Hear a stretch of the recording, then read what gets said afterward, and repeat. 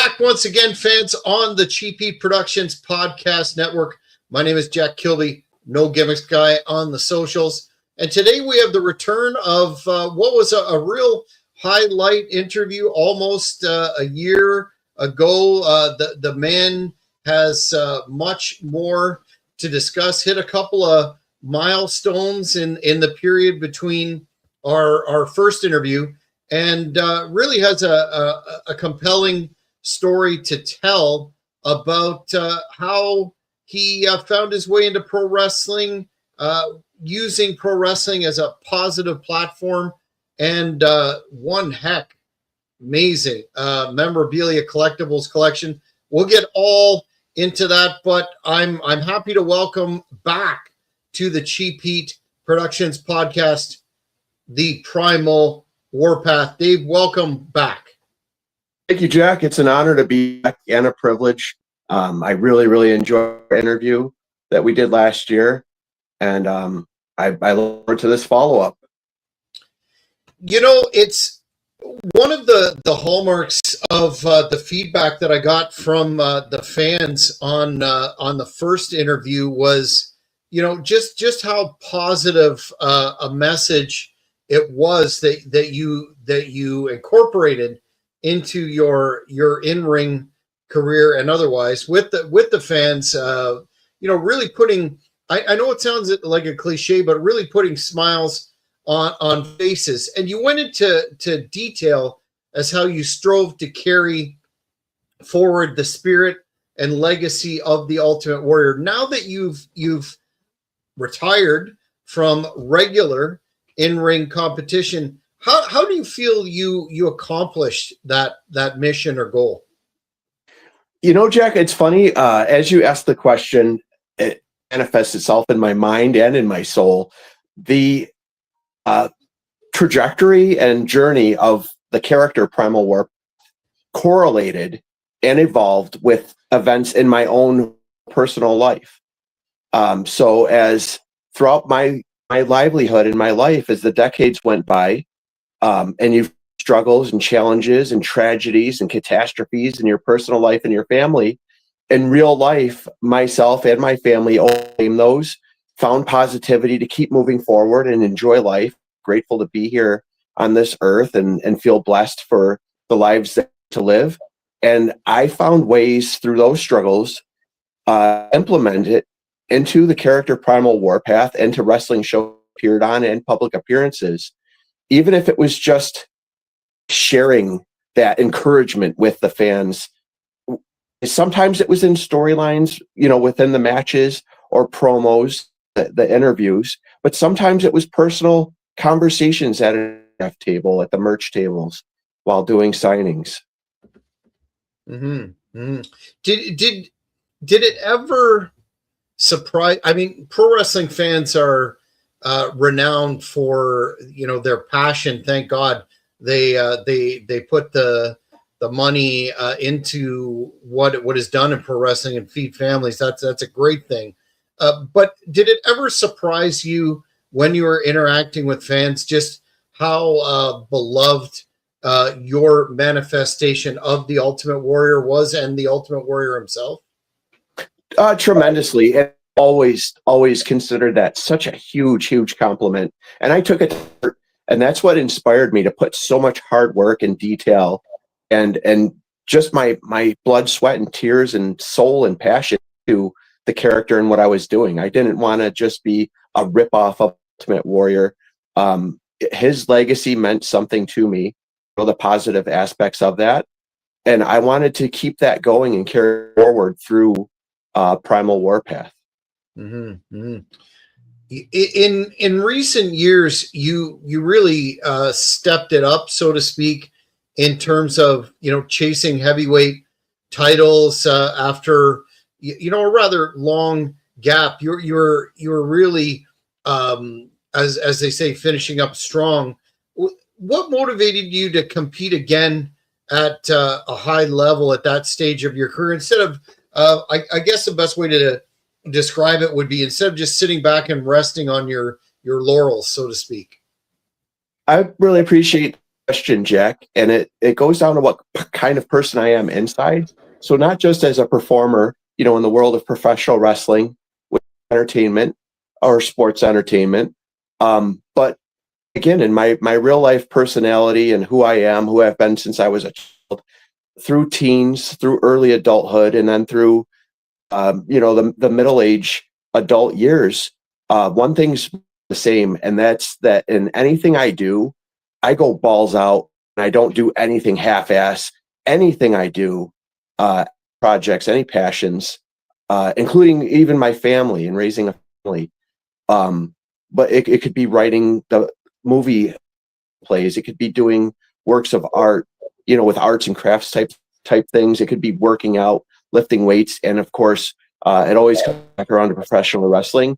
I don't give 100%. I give 110 or 150%. It's never enough. Like I just keep setting the bar higher and higher. Anything I do, and in spite of getting older, I still keep setting the bar higher. I don't ever want to just lower it and say, "Well, I'm older, so again, I'm going to take it easy or not try as hard." I feel if you don't try your hardest and put everything into something you're doing, the final product and the outcome of what it is you're working on isn't going to be all that it can be. So when I set my mind on something, I have the biggest, most grand for what I want that to be, and there's no choice but to ass off to achieve that, because anything you're falling short of your own goal. Yeah, and when I looked into, just as you say, how balls out you go and went. That's, correct me if I'm wrong, but we've got a lot of young talents coming into the business. Some when you get to be our age, literal kids we call them, but young talents. Do you find that being that sort of a setting that sort of an example in terms of work ethic, et cetera? Do you find that really rubs off on those young guys? Because we hear a lot about locker room cancers, but how important is it to have the vets that are there that lay that example out for them? Absolutely, Jack. I believe that being a leader of the locker room and a dude, a big brother, resonates. And I think that most guys are receptive to that they want that kind of leadership. They want that kind of look up to and want to be like. I've had injuries here and there, and to be at my age, the shape that I'm in, that I again work for every day. It doesn't come easy, it come cheap or free. I work really hard for that every day in the gym, and therefore at shows, to get there early and help set up the ring and chairs, that we call ring crew, and after the show do that as well. Whenever I can, as long as my family does something at home, that there's a more pressing issue, family always. Those are the only times I'm not there to help with things like that. And I've had other young wrestlers to each other, like on each other. Hey, please pick up some slack, lift some metal, lift some wood.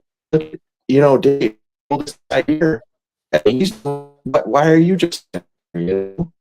And then it was a positive thing, that young man spoken to that way wasn't beaten down by his peer. He came and grabbed the other end of a piece of equipment that I was carrying, and I just gave him a nod and said thanks. And we, as a team and family, kept on working. Yeah, but it's things like that, whether it's ring crew or, all the fundamentals of being there on time and early. Bring yourself with respect, showing respect, expecting respect in return. And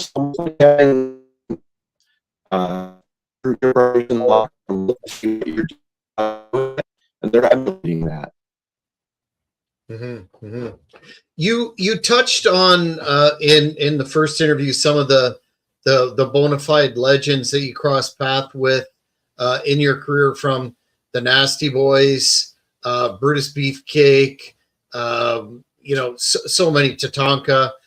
One of the fans sent in a question saying, out of all those and more, out of all those individuals, which one made the biggest impression on you? Definitely Tatanka. And all of those guys were great in their own way. I think I try to treat like this in general. Every person I meet, I try to not just chalk up to a coincidence. It could be a stranger at Walmart. It could be a professional wrestler. It could be a famous actor at a Comic-Con I go to as a fan to and question. But as far as, and the ones that are big brothers to me, I appreciate and gain something out of each one I met and learned something. But Tatanka, without a doubt, is the most special friendship I've established. And it goes beyond, when we held tag team titles together and wrestled together as a tag, and cool storylines and stuff like that. Those moments are cherished. But there's a couple things, and it has to do with being a husband and a father and a head of a family, that really meant so much to me, because I had nobody else to look to or looked at the time for those things, and I was new as a and so the first one was when my son was born. My wife brought him to one of our FW wrestling shows, that I was the owner and promoter of at the time, and he was only 3 weeks old. My highlight was holding my son David out, kind of scene from The Lion King. So my arms were outstretched, and I held him up to the audience, in a little motorcycle ticket and whatnot. Mm. Well, earlier that day, that only the boys know, as Tatanka held him in his huge arms, his tiny 3-week-old baby son, and the Escobar brothers, John and Manny was still alive at the time, God rest his soul. They held him as well. And the point is that my parents were around for certain devious reasons, even to hold my own child that I had later in life. I believe I was 40 when David was born. And it meant the world to me that somebody I looked up to my whole life, and I'm now a peer with, Tatanka. Chris had held my son. My own parents weren't there to do something that was the biggest thing in my life to me, the thing that mattered the most in my life to happen someday. For those that weren't there, he was. The Escobars always were and always will be brothers to me. So they had held him, and not everybody there had got the opportunity to do so. There's a lot of congratulations, because again, he was just 3 weeks old and just born, and a lot of love there. But those three men, the Escobars and Tatanka, to know that they were the ones, to hold him when some people that you always imagine the most important thing, they weren't there. What matters in life in general is who is there for those moments. And then following it up, so he was born in February, that should be March. Again, he was 3 weeks old. June comes around, and I remember for the first time ever, Tatanka and I texting each other Father's Day, to each other, because he's such a tremendous dad. He's got a beautiful family. 2 of his boys are kicking ass at wrestling. Actually, they did it through high school in Florida, making etc. I think we even talked about that on the last interview. Mm-hmm. And today we did that success, saying that they're currently at the Performance Center, and everybody knows what happens after that. So congratulations, guys. You've made it. So happy for your family. So proud of you guys. Mm-hmm. Yeah, I'll stop there, because I could just go on and on. If there's one thing that really left an impression on me in this business and has a place, my family in real life, even if we only see each other once every few years, it's just a phone call away or a text that person's there for you, and they were there for you when you needed them the most. So thank you, Chris, always. Mm-hmm. Very cool. Another fan asked, is there an opponent, say a dream match or dream opponent from WWE or elsewhere that you would have loved to have faced, that you think you would have had a good match with, but didn't? Fantasy booking style question.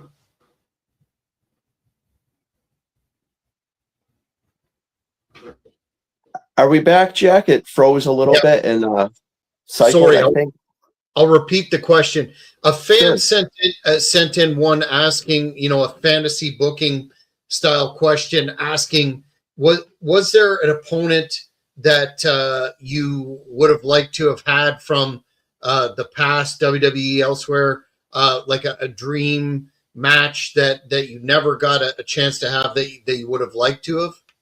Absolutely, without a question, and it's such a definite in my life. And I'll see if I could pan my own camera back this way. Of course, the person that the Primal Warpath character was based off of, and Primal is a follower of, a member, self-proclaimed, of that tribe, the Ultimate Warrior.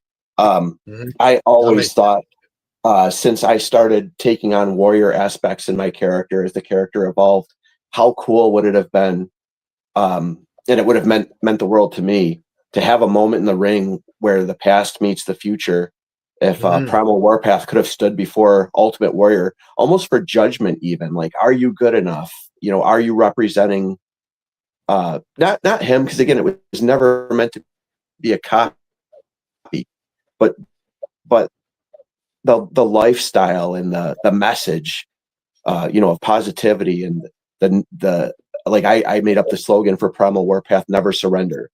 I believe Ultimate Warriors was always believe, but it means the same thing. So, hey, if you're going to look like me and you're going to carry on in my name and say that you're carrying on in my name and image, what would he have thought of me? And I hope that I worked hard enough that I would have made him proud, and it would have been a hell of a dramatic moment. You know what I mean? For drama and storyline writing, Mhm. even on an indie show. If we were able to have had him on any show, and I got to stand in the ring with him face to face, for again his judgment of either approval or disapproval.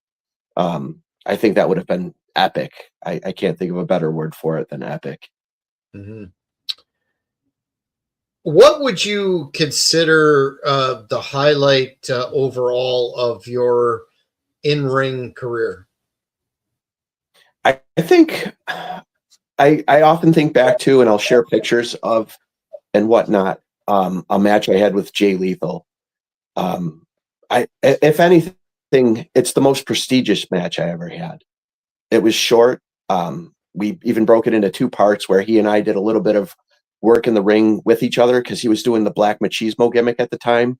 So we honored the Ultimate Warrior versus Macho Man Randy Savage match with some move sets we did, like his elbow off the top rope on me, and then me eventually no selling it and clotheslining him.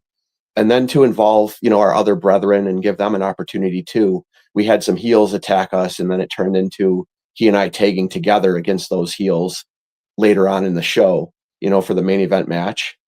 But as far as prestige goes, that was the most memorable moment I've had so far. Mhm. And Yeah. he and I had shared in a short, quick text or two. It's not impossible for a rematch of that, because that was way back in 2011. And before either of us are done, there's potential for that to happen again. Mhm. Not as a Yeah, redo, but as a follow-up, maybe. that would be awesome.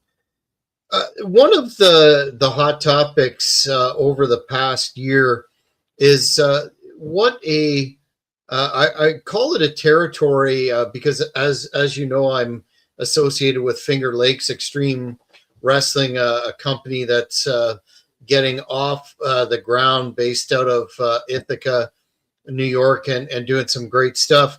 But New York State really has had quite a vibrant pro wrestling scene over the past number of years, including towns like Rochester, Albany, on and on and on. I won't list them all. Watertown, on and on and on.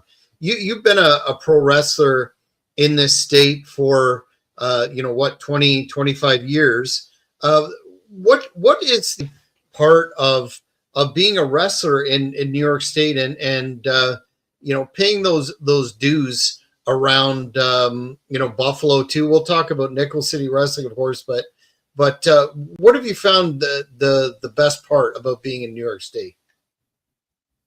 I think the icing on the cake as an indie pro wrestler is if you can stay unpolitical enough in wrestling terms, you don't get into politics, you don't get heat with any particular promotion. And if you could wrestle on all of them, you're so blessed. And I know most wrestlers probably really want that. I've wrestled for most, and heeding my own advice and learning from my own mistakes, I've had a little heat left and right here and there, burnt a couple bridges. And that's unfortunate because it deprives yourself from appearing on those shows, and it deprives the fans in those of those promotions from seeing you. But you can't beat yourself up too badly either. I always try to treat people how I like to be treated. I've made mistakes in the past. I try to learn from them. So I just keep moving forward, like you and I discussed at the beginning of the interview. You do the best you can with what you have to work with, and you do it anywhere that you can do it. And by the way, congrats to Matt and everybody involved with Flex. I've been following it on Facebook, and you talked about a new upstart in that area. Boy, did they come out of the gate swinging. I mean, they came off that start line full throttle. Huge audience for their first show, then the follow-up. They're definitely anybody that wants an independent promotion of their own, that's somebody to watch. Like, this is how it's done. Amongst all the other great ones in the area, I mean, there's one that just started last year, though, with a guy with probably the most experience out of any of us from Matt's background, HC Loke. But here's a guy that says, hey, I always have known what I'm doing. Let's do this. Let's do a wrestling promotion.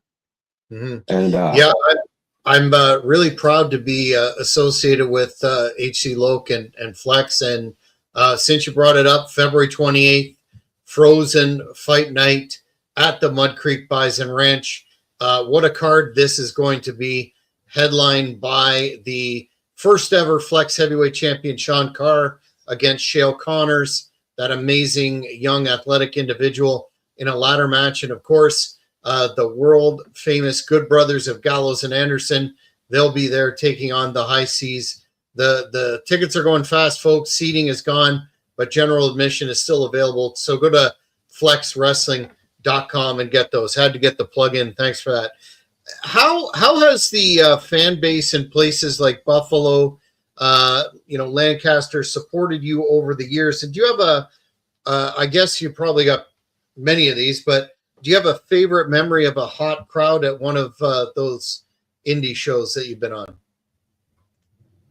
It could be a big crowd, Jack, where you've got 300 plus, and it's awesome because it's hot, and you've got lots of fans there during intermission.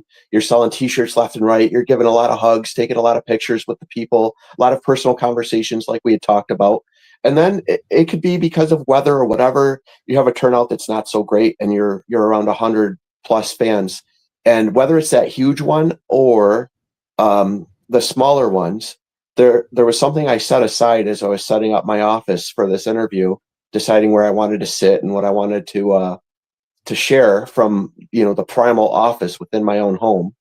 And it's this really resonated with me in bringing back a memory. Oh, wow. So I made sure that was within view. That's what it's all about, isn't it? Yeah. And I actually, in my gear bag, your big rolling travel bags you have, I don't know if you call them airport bags or whatever. But it's a standard gimmick that like pretty much every wrestler has. And you see them on TV too all the time with the big time. Is now they really love to open, Raw and SmackDown every week with that shot of the superstars coming into the arena pulling their bags. So in my bag, I've got a big front pocket, and I just keep, special mementos like that fans have given me over the years. It could be like a flower, an arts and crafts type flower. It could be a picture like this. This one I had to bring in my own home because it was so big. But any little notes and things like that mean the world to me, and I keep those in my gear bag. One of the ones I love is an autograph from a young kid. He's probably 10 years old, and his family are repeat fans to our Nickel City wrestling shows. So as they kept coming, and you become friends on Facebook with the parents and stuff, I noticed that the young man plays baseball. So I'm like, I have an idea for the next show. So the next show, when he comes up to me for an autograph, I was like, oh, wait a minute, bro. can you do me a huge favor? I'd like your autograph. So he wrote his name on a piece of paper for me, and I saved that. I save everything like that. That's awesome. Speaking of Nickel City Wrestling in Buffalo, you've got a long association with that promotion. In addition to being that veteran, doing mentoring of talent, etc. What is your role there now in that company? And we'll get a chance at the end to talk about upcoming plugs and everything. But what endeavors do you have going on in Nickel City Wrestling? Well, behind the scenes, I like to go regularly to Nickel City Wrestling, the compound, which is on Oliver Street in North Tonawanda. And that's where Steve Shadowcat and others train the growing talent. And this Sunday, actually, they're doing like a in-studio taping where even experienced wrestlers can come and they record matches. And that works kind of as like filler between live shows. And it's really great because he welcomes people from all those Buffalo promotions, that you named and we discussed. So it's kind of like an open house, and we record as many matches as we can in a few hours. So it's great to see the wrestling community and brotherhood come together for things like that. And whether it's that or just a regular practice on a Tuesday or Thursday when I can make the drive out, I like to go and I like to help train the younger guys. And even if it's not so much teaching them moves, because a lot of these dudes know moves I'll never know in this lifetime. I could help them with the pacing and the storytelling of their matches. And even if they have all of that down pat, sometimes you just notice something from being around as long as I have, or when I did used to, run my own promotion and shows, I know what I was looking for, that, this is what I want. So there's just little nuances and movements and gimmicks that you could help, these guys learn or come up with or hone or improve. Mm-hmm. So that's behind the scenes. And then I don't want to interrupt your next question, but when the time's right, I could talk about what's coming forth in storyline wise too. Yeah, let's for sure cover that at the end, just to tease the fans a little bit. I also note in our discussions that you had a long shoot career as a correctional officer in New York State, something I know more than a little bit about. Can you talk about?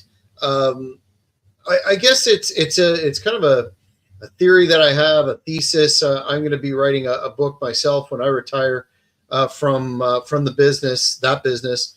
But do you see any parallels between corrections and pro wrestling? And do you have any moments from your career, intense moments or otherwise, that stand out where, for lack of a better term, you were able to apply psychology, ring psychology, but psychology to the situation to diffuse it? Anything you want to share along those lines? That is such an excellent question. And I may not have had the answers or been able to tell a story like I'm about to if you hadn't set me up with such a great, excellent question, Jack. But it opened my mind right up and brought back some memories to answer that perfectly. And this is what I've thought about for the past 25 years, because I started my career as a brand new CO right out of the academy the same year I entered pro wrestling school in Rochester. So they've both been such a huge part of my life and who I am. And for so long too. I mean, 25 years is a quarter century, out of a human being's life. So the thing I cherish the most that parallels both is the brotherhood. In corrections, you've got your brother and sister officers, and that's your family. You might not always get along, or you might become great friends. You might even get married, if you meet the right one. Like best friends, they just become like your family. And then there's some that you don't get along with. And that's interesting too, though, because you might be like, I can't stand this dude. That we don't even stand for the same things. But at the end of the day, we have to have each other's back and make it out of here, because there's two of us and there's hundreds of them that might not want us to go home to our families today. They might want to leave us cold somewhere behind a door or a gate or in a closet. And that's just the reality of what correction officers do and face on a daily basis, doing their job and serving the public. So the brotherhood, and then I think most people, especially with today's television programming and stuff that's so awesome at breaking down the fourth wall, you get to see, wrestlers and you fans alike, what the brotherhood is like in pro wrestling. And again, it's so cool that, you could have two guys that you think are arch enemies and hate each other because that's the presentation, that's the gimmick on TV. And you're so close in real life. Like I've always found you can have the best matches with your best friends, and you could really, go off the chain and really act like you hate each other. And the physicality in the ring too. Like you could hit a little heavier, slam a little harder because you know that you love each other afterwards. That's your brother, your best friend. He's coming over tomorrow for dinner and holding your kid, So the night before, beat the shit out of each other there, Absolutely. Do you find that when you were walking the tiers and doing your thing inside, that inmates they must have heard that you were a pro wrestler and Primal Warpath? Did that help those that maybe don't work inside or haven't worked inside? They may not understand how important it is to have a rapport with the offender population where you can. I mean, some you'll never get, never, for lack of a better word, be able to, relate to or have them relate to you. But did you find that helped you in that regard? It did help in that regard. I tried for so many years to, from the inmate population, keep it a secret that I was so-and-so the wrestler. And any times that they did find out, I can't think of one that was negative, one or several. And when I say several, you could talk about a few dozen, depending on which prison I was at and which area of the prison, in the past had found out, and it fortunately had always turned out positive. And I even used that, even in that environment, to try to encourage and lift people up and say, like, hey, look, well, this is what I accomplished, and you can do things too. Like this isn't your destiny. This isn't your final stop or your final process in your life. This isn't the end. This is just a temporary spot you're in for mistakes you made. And as funny as it is, like Primal Warpath, you could move forward, never surrender. Mm-hmm. I was just a dude from a low income home and a very traumatic childhood and everything. So look what I made of myself. Now I'm doing this job and helping take care of you. But I've also got this Primal Warpath thing going on that, a lot of people love and enjoy on the weekends. So, that's all of me. Think about what else you have to offer this world. So it would come in handy that way. And then I also wanted to mention that, again, I said your question really opened up my mind to remembering or realizing some things. This definitely came later in my wrestling career, but the more comfortable and the more popular it became with the meet and greets and meeting fans and people during intermission of shows and after shows, the more that became like a second nature, and the numbers grew and grew and grew. I kind of felt and found myself doing my job in that way when it permitted, with, again, the population. Because as a CO, you could feel like, man, I'm not much different than these inmates. I'm locked up. I want to go home and see my family too. I'm going to be here for days. I've got a lack of food and amenities, etc. I'm tired. I'm kind of miserable, but you have to make it through it. And with that positivity, not only are you lifting yourself up, but I got in this mindset. I'm like, you know what? I'm going to, even if it was subconscious, Jack, I'm like, I'm going to talk to these guys like I'm just in a room full of fans. How would I talk to those people at a show that are there, that have paid for my time and attention, and how I'm going to treat them? And, I'm not saying, again, it's a time and a place. So I'm not saying in the wrong time and place, I'm going to baby them. I was absolutely against that. And I was also one of the hardest COs that any of my coworkers would testify for. They testify to that I was the guy you wanted on your side when when shit was going bad, and I'd clean shit up. But again, in the right time and place, when things were tranquil, hey, I again would just conduct myself like I was Primal at a show doing a meet and greet. Let's communicate. Let's share some nice stories, and just a hey, how you doing goes such a long way, And I was like, if I could do that as Warpath with a bunch of strangers, I could do it with these guys I'm locked in with and in charge of every day too. If it makes for all of us to have a better day and all of us go to bed tonight without violence. Mm-hmm. Yeah, right on.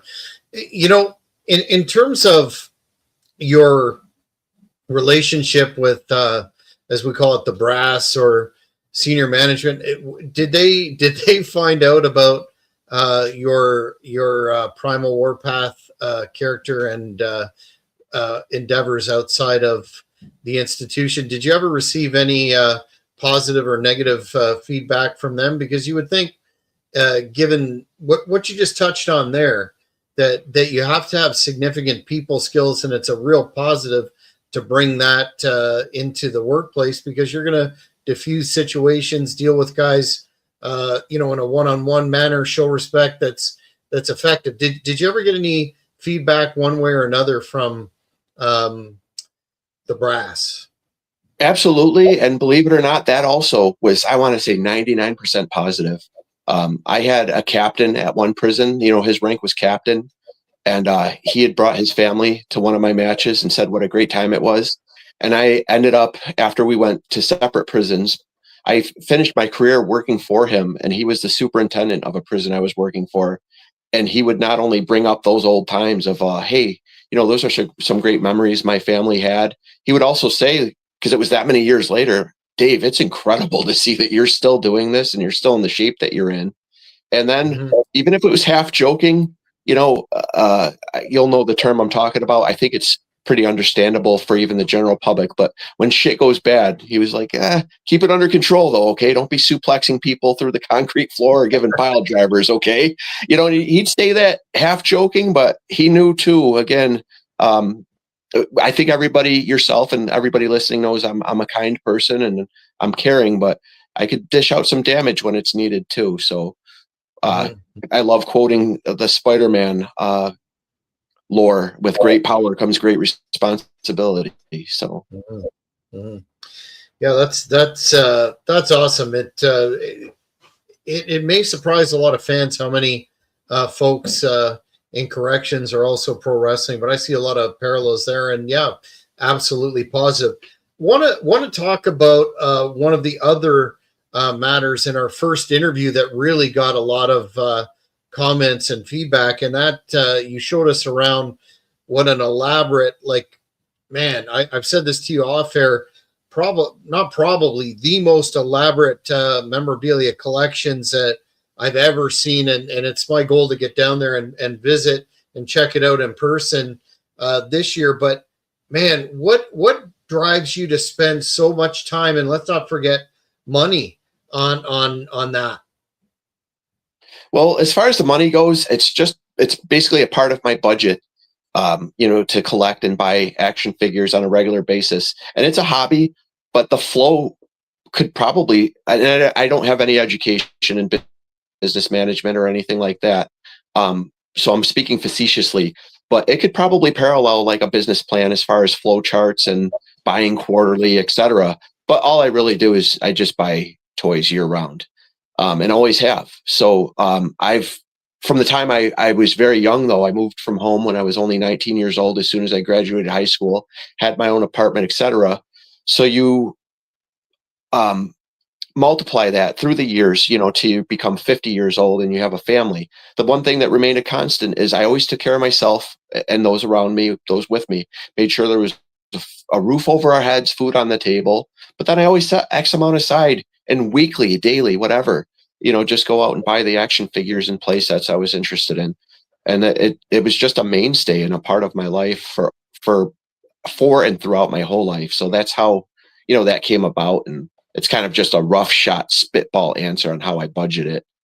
And then I guess like how and where I'm going to display it is always just an ongoing process and evolution in the hobby. But How and where I'm going to display it is always just an ongoing process and evolution in the hobby. And then I guess like how and where I'm going to display it is always just an ongoing process and evolution in the hobby. And then I guess like how and where I'm going to display it is always just an ongoing process and evolution in the hobby.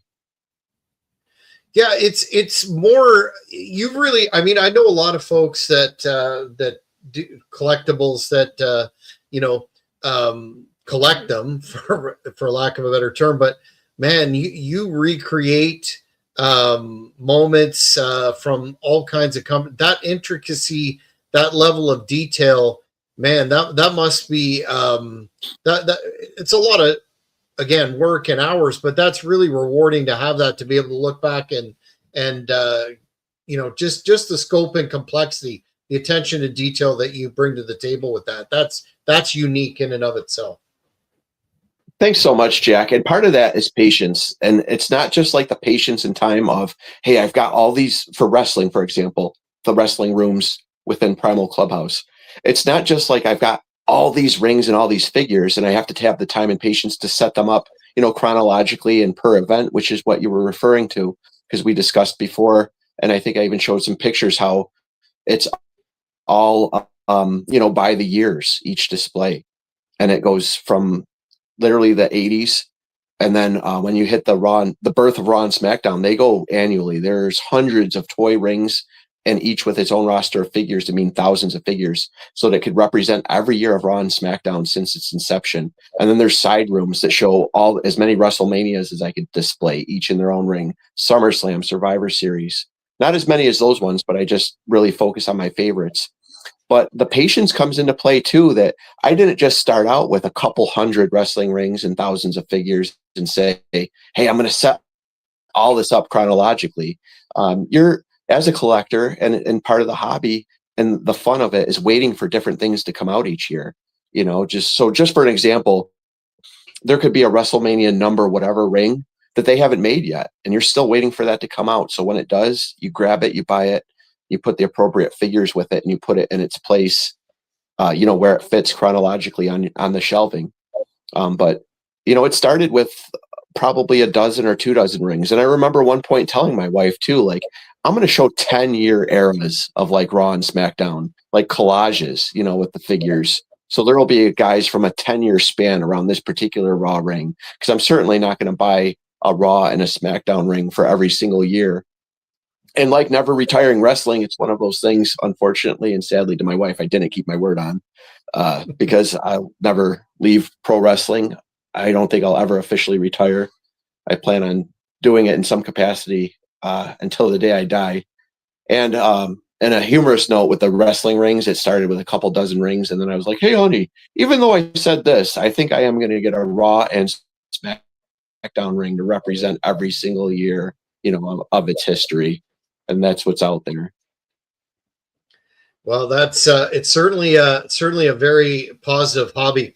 But before we close out, I want to ask, what's new not what's new, but what's next? Maybe new too for yourself, Primal Warpath, and Nickel City Wrestling. What's the next chapter or chapters going to look like?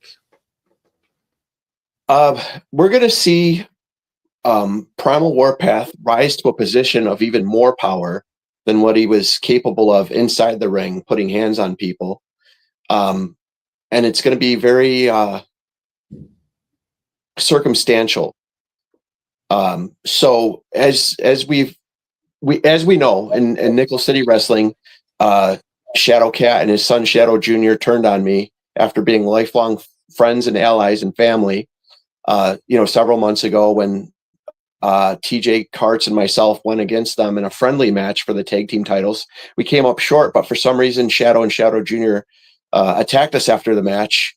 And even though they attacked TJ, I think it was strategic just to attack him a little bit to get him out of the way. They really put the work in on me, and it resulted finality in spraying burning mist in my eyes. And I truly think it was their goal to take me out of professional wrestling. And as we know, though, Primal Warpath never surrenders, so I'm not going anywhere.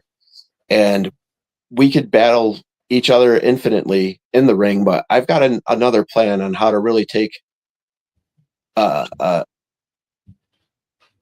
down a peg or two, is what I had meant to say. I figured out a way to do that. And in doing so, what we have currently, now that they've turned heel, is you've got the entire chain of command which is the name of their stable, but it's a shoot too, because you've got Shadowcat, who's the owner of Nickel City Wrestling, nepotism running strong with his son as they hold on to the tag team titles. And Nick Russo, the general manager of Nickel City Wrestling, is their wrestling manager too. So the entire company is being run roughshod by the bad guys. And I think on a corporate level, somebody very powerful needs to step in and take the reins to balance the good and evil a little bit and implement some fairness with an iron fist. So I'm not going to say exactly how that's going to happen, but anybody that saw our show last Friday at Shawnee Fire Department, Cupid Carnage, I did obtain a contract and forced an attorney to sign it at ringside. And what's in that contract and what the fallout of that contract is going to be in the follow through will be revealed very, very soon. Sounds like the fans in the area aren't going to want to miss those shows. Where can they find you, Dave, on social media, and not only yourself and your personals, but all the deets around Nickel City Wrestling? I'm sure you've sparked some interest in the fans, and they'll want to check out the promotions, websites, or socials, or all that good stuff. Absolutely. So the easiest and most familiar to me is just go to Nickel City Wrestling on Facebook and branch offs for them, and other social media like their YouTube channel and other outlets will be accessible through their Facebook.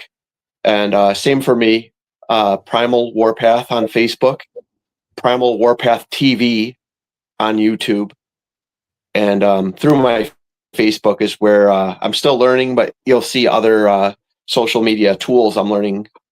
Sorry for using the word learning twice, but I'm experimenting with and getting familiar with, like Instagram and TikTok and stuff. But primarily, I'm most comfortable with Facebook, and anything else I do discover and experiment with is usually shared on there too.